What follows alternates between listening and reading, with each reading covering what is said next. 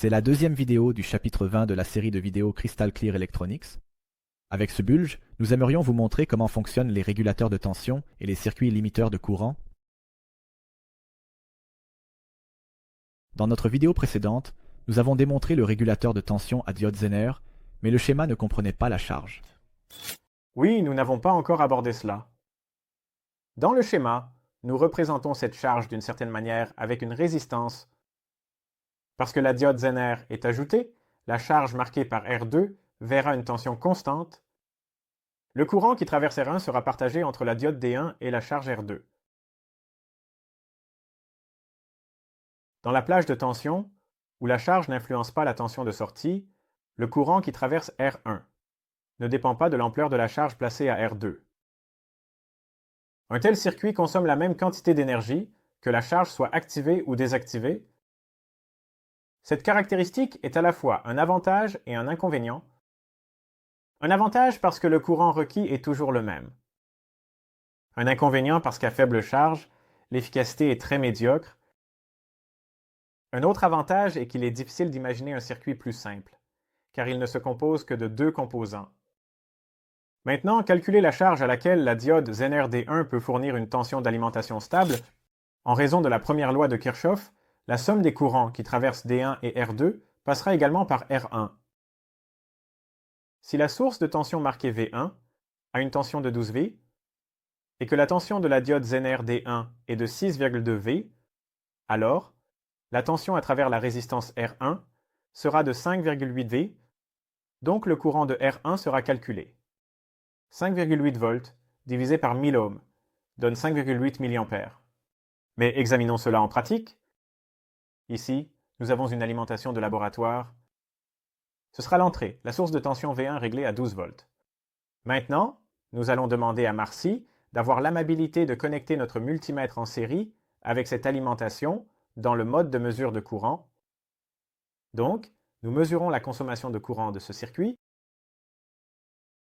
Je vais vous montrer ici que la charge R2 serait ce potentiomètre.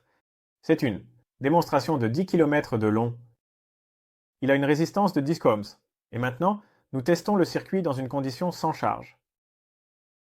Cela signifie que je le tourne maintenant à la position de 10 ohms. Donc, il y a un courant très faible qui le traverse. On pourrait dire qu'il n'y a pas de charge. Vous pouvez clairement voir la consommation de courant. Marcy, peux-tu nous dire ce que tu vois sur le multimètre? C'est 5,8 mA, ce qui correspond à ce que nous avons calculé. Eh bien, c'est très bien. Nous pouvons voir la consommation de courant sans charge. Regardons ce qui se passe quand je change la charge. Donc maintenant, je vais tourner ce potentiomètre et Marcy va tirer la conclusion. Maintenant, je tourne le potentiomètre et ça montre. Et cela semble rester stable. C'est exact. Donc, techniquement, cela signifie que la résistance de la charge R2 a changé. Donc son courant a probablement changé, mais la tension est restée la même.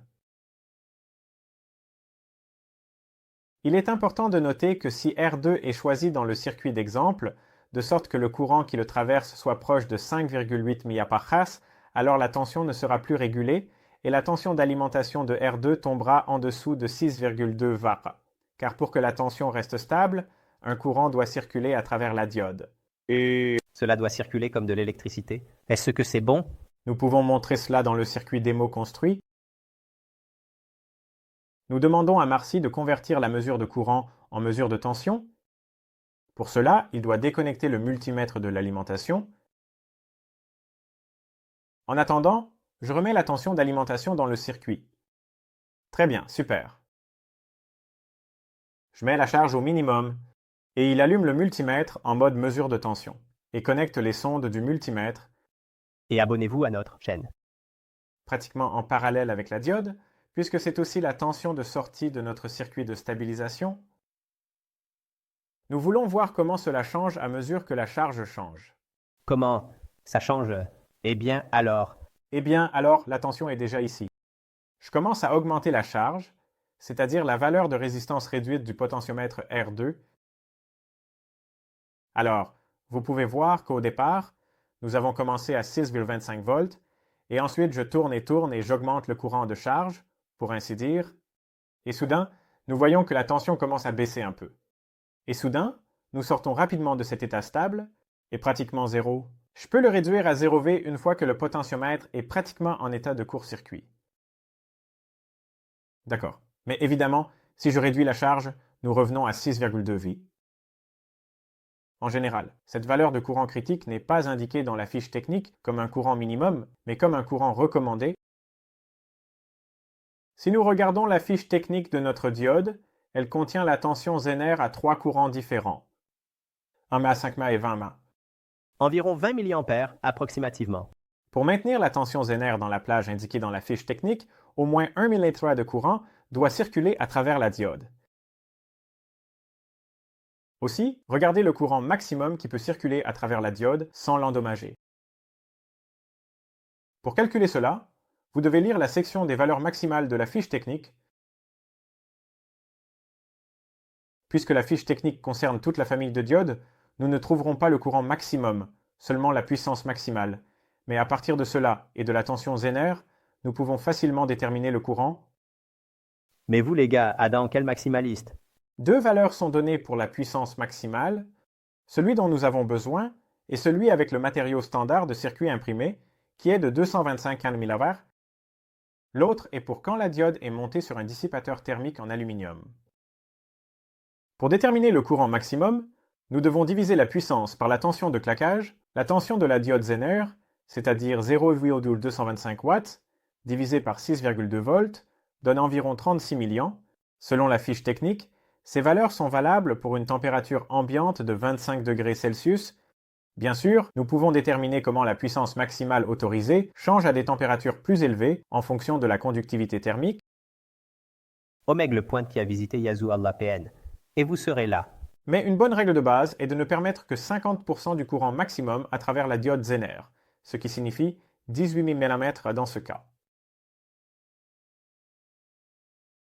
Si la tension de V1 est de 12V, alors le courant de 5,8 mA à travers R1 est bien en dessous de la limite de 18 mA, et avec un courant minimum de 1 mA à travers D1, il reste 4,8.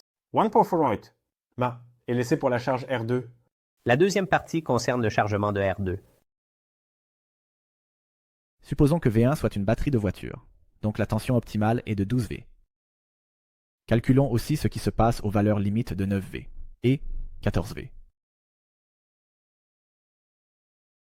Si V1 est de 14V, alors nous devons calculer si le courant qui passe à travers R1 est inférieur au maximum autorisé de 18 psa, d'après les calculs précédents, 14V, moins 6,2 Va divisé par 1000 euros est d'environ 7,8 mA.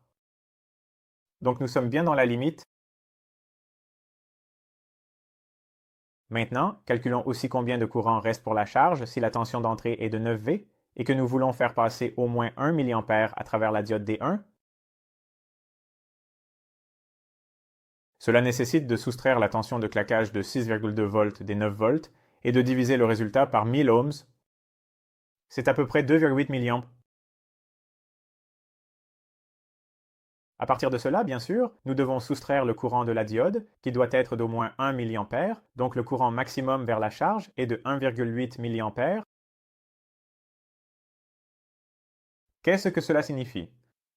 Cela signifie que si nous voulons que notre circuit fonctionne entre 9V et 14V, la charge doit consommer moins de 1,8 Ah. Chut! Bien sûr, nous pouvons améliorer ce chiffre en choisissant une résistance R1 plus petite, mais nous devrions alors utiliser une diode Zener de plus forte puissance également. Ce phénomène, où l'effet de stabilisation disparaît, peut être facilement représenté ici dans notre circuit de démonstration. Il a la forme RLS-SOUC. Pour cela, Marzi va retirer la charge de 10 cohm maintenant, et j'ai une charge de 1 cohm avec moi. Cela signifie qu'à 6,2 V, environ 6,2 mA, vont passer à travers cette résistance, ce qui est bien au-dessus de la limite de 1,8 mA, donc notre attente, et qu'à mesure que la tension diminue, l'effet de stabilisation disparaît. Alors je vais donner à Marzi pour qu'il mette cette charge. En attendant, notre alimentation de laboratoire est déjà réglée sur 14 volts. Je vais l'ajuster un peu pour m'assurer qu'il est vraiment à 14 pendant que Marzi met la charge ici.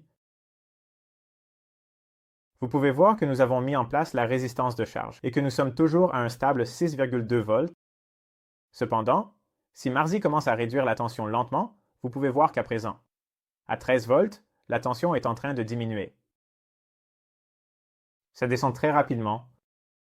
Maintenant, nous sommes autour de 11 volts et nous sommes très loin des 6,2 volts que nous attendions. Au moins, c'est sûr. Nous avons consommé plus que les 1,8 mA calculés, donc le stabilisateur ne peut plus fonctionner de manière fiable. Vous pouvez voir que cette méthode de régulation de tension gaspille beaucoup d'énergie J'ai mis le chèque et dit parce qu'une grande quantité d'énergie est dissipée sur R1 et nous avons besoin d'un circuit dans lequel le courant de charge maximum disponible ne change pas autant si la tension d'entrée varie. C'est le problème résolu par les régulateurs de tension en série. De tels circuits sont par exemple des alimentations linéaires qui ajoutent des transistors à la simple diode Zener. Mais nous en parlerons dans la prochaine vidéo. À bientôt. Au revoir.